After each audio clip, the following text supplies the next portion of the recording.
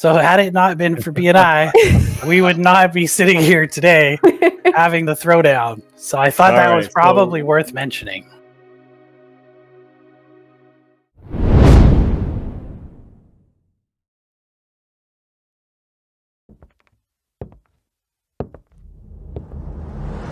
Welcome to the Business Builder Throwdown. That's why people call me. They're like, what do I do? First of all, how are you reading my mind? With your hosts, Holly Jean Jackson and Matt Rouse. And moderator and referee, D. Scott Smith.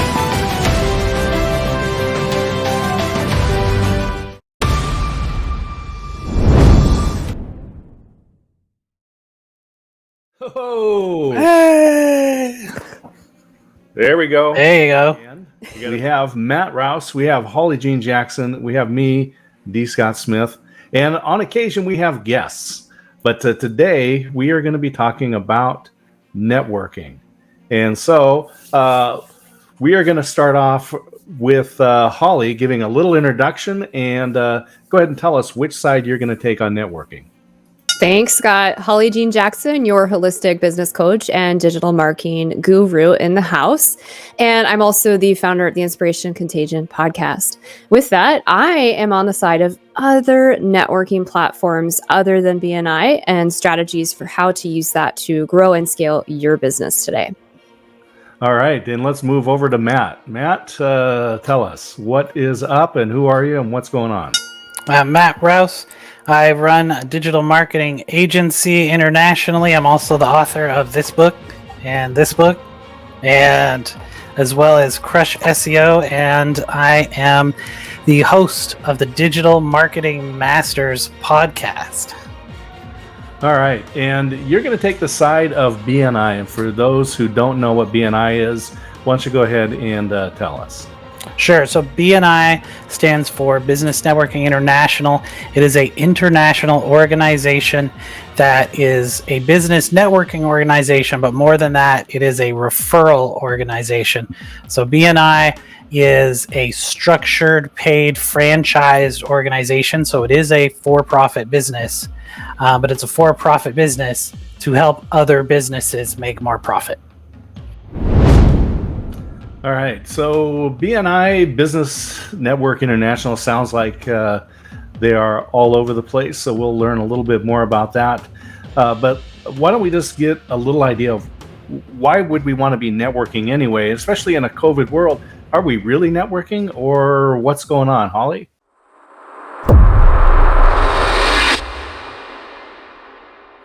Yeah, that's a great question. So I would say I've actually met more people during the pandemic than in previous years because I've been using tactics on LinkedIn and finding new networking groups to check in on. And then also when I moved across country, the way I used BNI was not by becoming a formal member of a specific chapter, but visiting different BNI chapters to find power partners to network across, in addition to finding other groups that were non-BNI, where I could build networking relationships globally and all across different industries. All right, so helped you in your move and find power partners. What do you mean by power partners?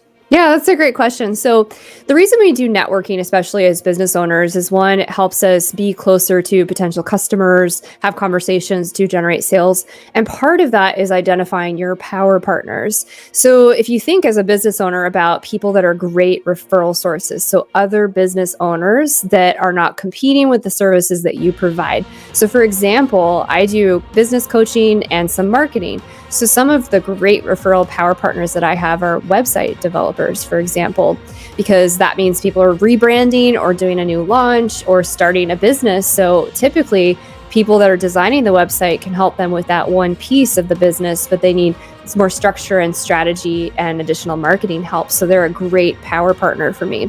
And once you identify the list of these specific professions and types of businesses that are great power partners, it makes it really easy, and you have a smart plan and a smart model for networking more wisely to connect with people that you want to build those relationships with. Yes! So maybe a typical power partnership would be the real estate broker, the mortgage lender, the home inspector, something like that, where they Yes. where they mutually support each other. So Matt, tell us about BNI. I think, as you mentioned, it's a for-profit organization, so you're going to pay to be a part of BNI. One of the things that us small business owners think about is return on investment. So why would I pay to be a part of BNI? There's a fantastic reason that you pay to be a part of BNI versus other networking groups. And I'll tell you what that is. It weeds out the people who are not serious. Okay. And the cost compared to the value that you get back, in most cases, is going to be a fantastic ROI. When I went to BNI and I met the people in BNI, the first thing that one of the people said in the group was, "Hey, I'm having a problem with this thing on my website. Is that something that you guys can fix?" And I had a conversation with them. We ended up actually rebuilding their site, and that paid for my BNI membership, and I hadn't even joined yet. So the BNI membership cost is generally less than the lifetime value of one single client. And what it does is the cost is high enough that it weeds out all of the kind of hobby businesses and, anyone who's doing something, not necessarily a side hustle, because there is some kind of side hustle groups that are in BNI, but it has to be something where it generates a reasonable amount of revenue and growth that would make them a worthwhile partner for things like referrals and doing business, and they can afford to, do marketing and advertising and things like that. Yeah, that's right. If you can get a customer before you even join, that sounds like a pretty good organization. Chambers of commerce, different networking. What is out there, Holly? What are we looking at? Is we'll say maybe free or other paid groups. What else is out there than BNI?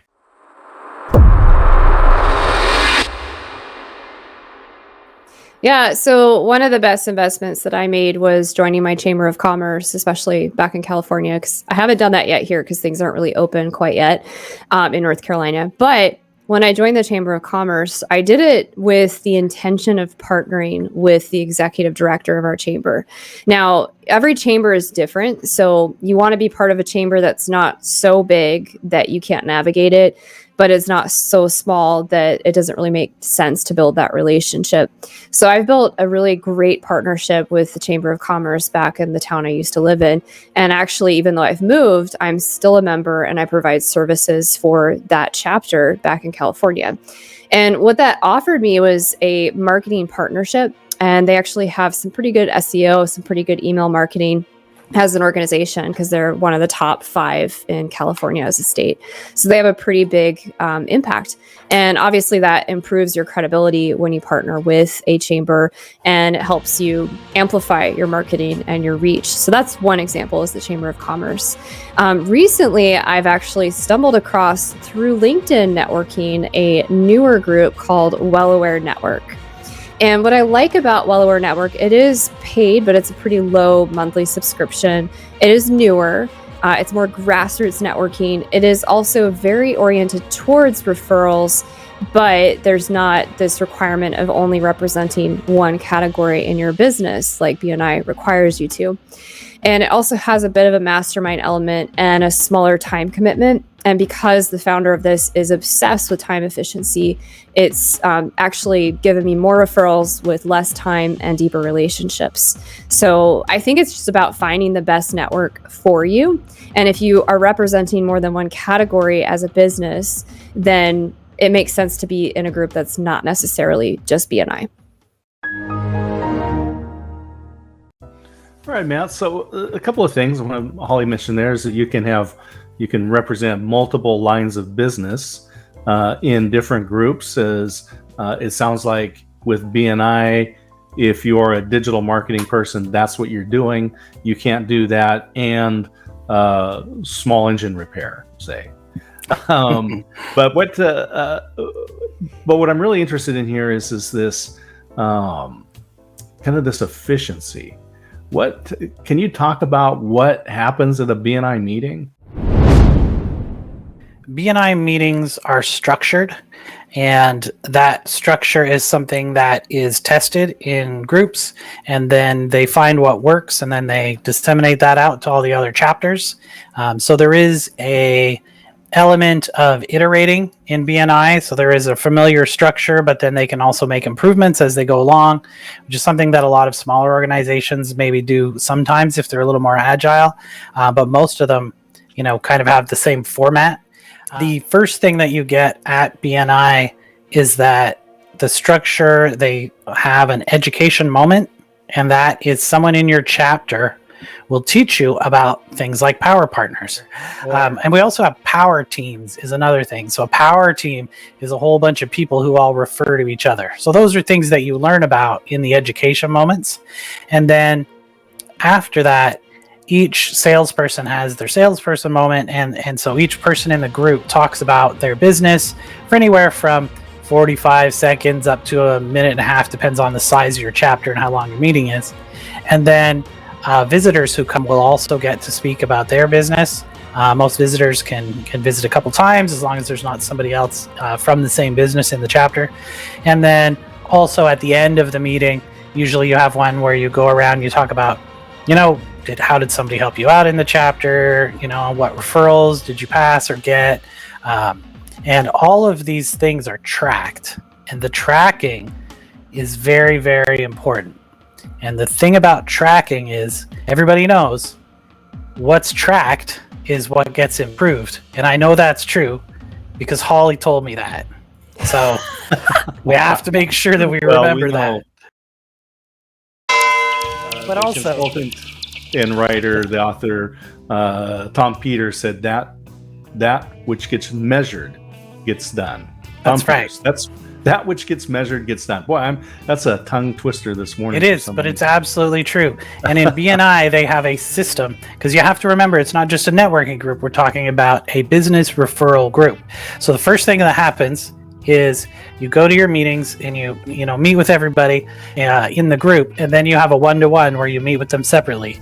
A one-to-one teaches you how to refer them so that you can figure out who needs that person's business or service, right? And then a referral happens, right? So it goes a one-to-one and then a referral. After the referral, you follow up with that person. If they close the deal, they put in something that's called thank you for closed business to say that they closed that business. And we track the dollar value that referral generated. So measuring it is good. Absolutely. And we know that, again, what gets measured gets done. So Holly, how does this compare? One of the things that I'm interested in is when you're part of the chamber, when you're part of these other networking groups, what's the incentive? Yeah, I mean, it is a different structure. It's not designed as a referral networking program for the chamber specifically. Excuse me. But the groups like Well Aware Network, there is some structure around referral. I will say if you're first getting started in networking, I do think BNI is really valuable because it gives you that structure that you can apply to these other networking groups. But once you're further along, I think the premise of networking in general is kind of the same across the board. It's making sure that the group, the time investment is actually paying off and that you're tracking that regardless if it's BNI or other networking groups that you're using. I track all of my networking efficiencies and how much time I'm spending in them. What's the return on that investment of time spent? Who are my referral partners? They're tracked in my CRM in terms of partnerships that I have. And so it's really creating the system of networking that works best for you. The Chamber of Commerce, we have some specific things that we've arranged, which I don't think this is like a traditional Chamber of Commerce setup because we have a partnership that has been created.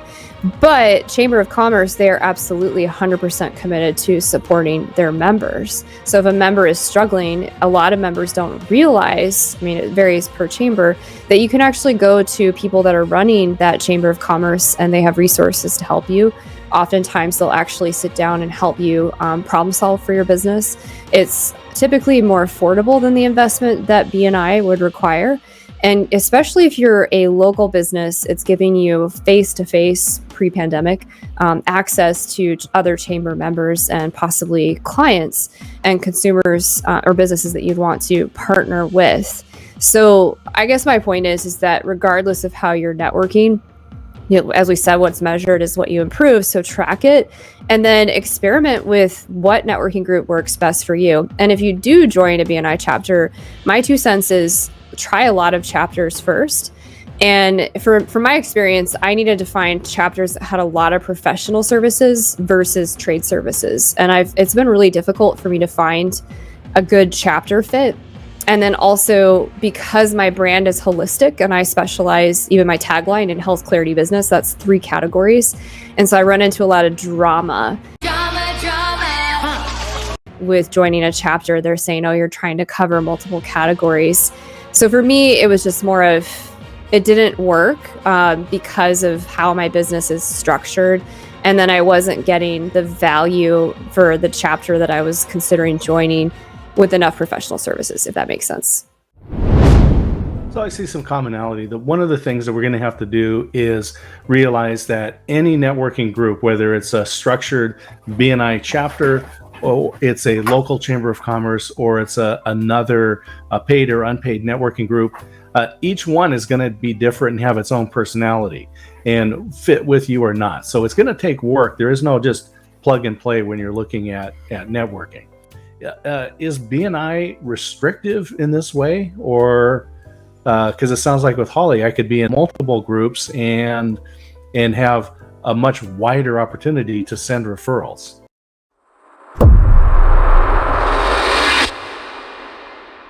So I think that there is kind of a misconception in BNI about how the categories actually work. The idea of, having drama because, you're trying to be across multiple categories or whatever, that's more of who's in the chapter problem and not a problem with the actual structure. Like Holly said, you need to find a chapter that's a good fit. Absolutely visit a lot. And that goes with any other kind of networking also. Yeah, so that's fascinating. So the referrals and these partnerships, I think one of the things, and regardless of which organization you're in, and going back to this whole concept that Holly brought up about making sure that you visit organizations and you look into them, those that are populated with people that have that life vision of scarcity is that they're going to be afraid of competition. Our competition tonight is tougher than ice cold beef jerky. Whereas those that are populated with people that see life from an abundance perspective realize there is more work than any one of us can handle. And even if you had a BNI chapter full of graphic designers or web developers, there's still more work than that group could handle. So really good perspective there. Holly, one of the things that I'm interested in is there are groups out there, but there are ways that you can basically build your own networking. You're not just limited to BNI or chambers or other organized groups that are out there. How can you go about building your own network? Yeah, that's a good point. So I recommend, especially when I'm working with my clients, it's super important to build your business tribe and your business community. And so that could be you're putting together kind of your own free mastermind or paid, whatever you want to do. Typically with networking, it's more about shared value and that shared experience. So I've had seasons in my professional life where I've had networking groups that I've managed myself and built myself. And they're incredibly, incredibly valuable. In the past, though, that was before I had started my business. It was more for professional development and masterminding and growth in the corporate space. But I think the same concepts apply to growing your business. So, for example, I've actually been thinking about this quite a bit recently about creating a ninja, badass group of networkers in business that want to support each other. And so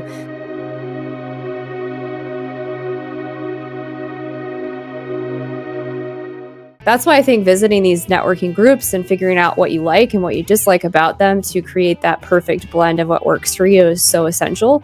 And it's just something that we really need to uncover. The other thing I wanted to share is that there are a lot of, especially for women in business, that are trying to create businesses to support other women. There are so many women's associations and women's groups that you can join for network. There's Women in Technology International, which is an international group connecting technology women professionals. There's Women of Silicon Valley, which is more California based, but it's people from all around the world with technology experience.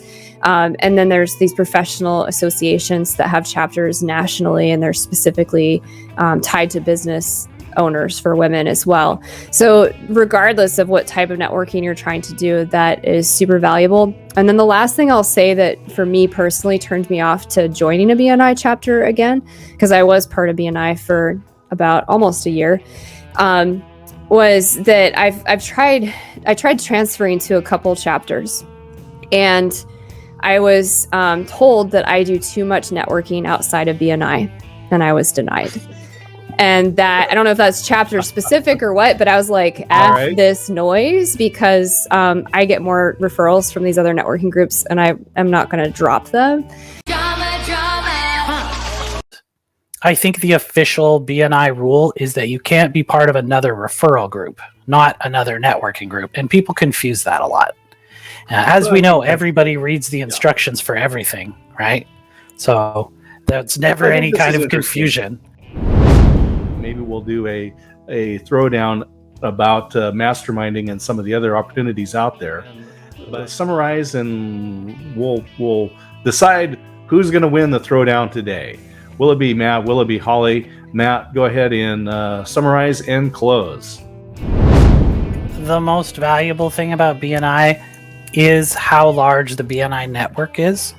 So when I moved from Portland, Oregon, 3,000 miles across the continent of North America to Nova Scotia in a different country, to a place where I didn't know anyone who was in business, right? I mean, I have a couple of relatives here, but they're all retired. They're not doing any business. And the first thing I did was look for a BNI chapter. I found the director of BNI. There's two of them actually, Dalian and Joe Allen, and they do BNI Maritimes.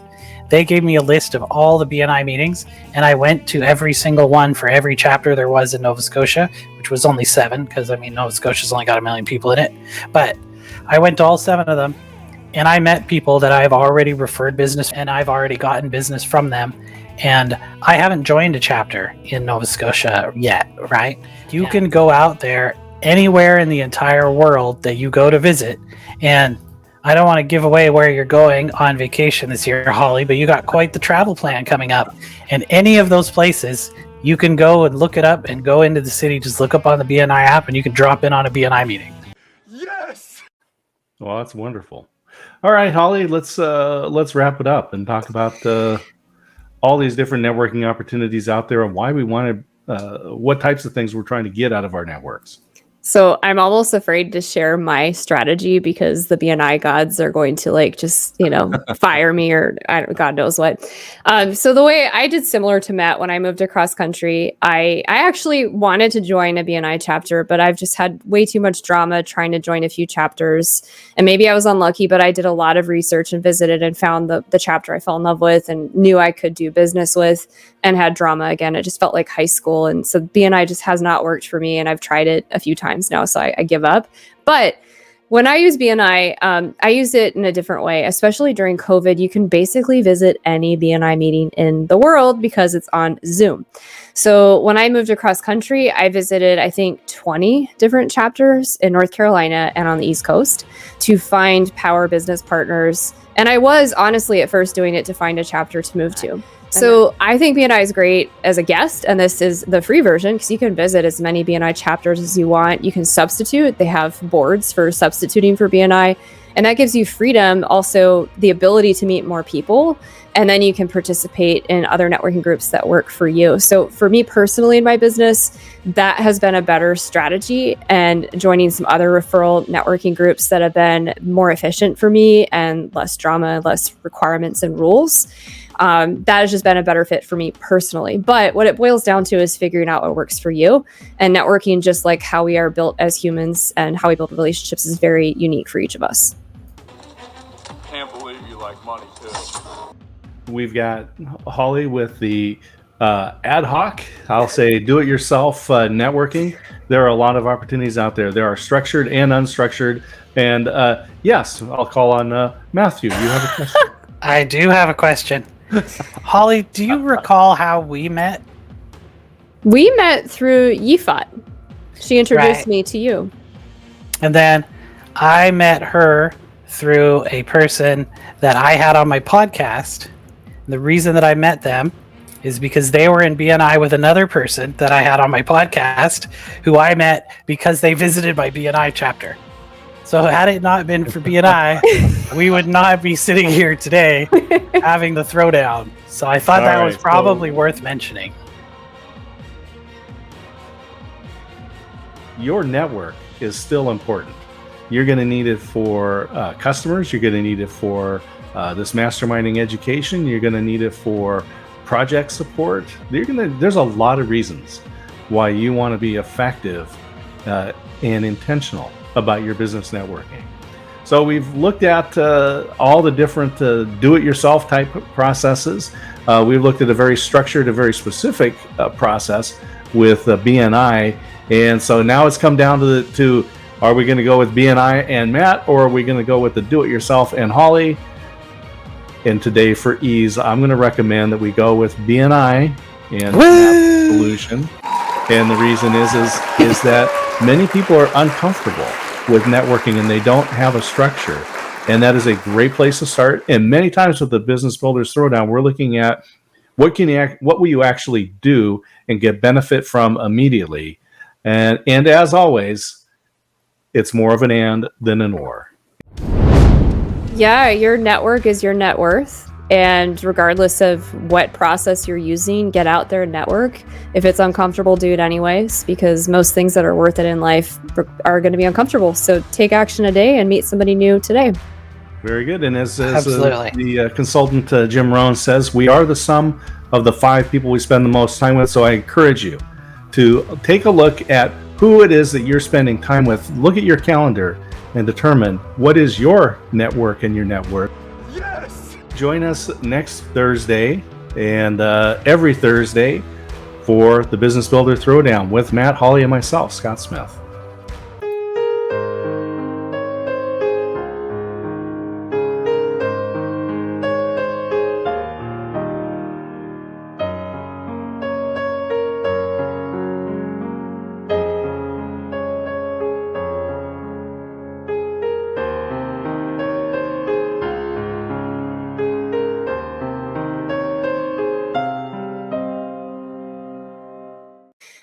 And for me, it just felt too corporate. And maybe because I left corporate, I was just like, I felt rebellious. And I was like, nope, not doing that.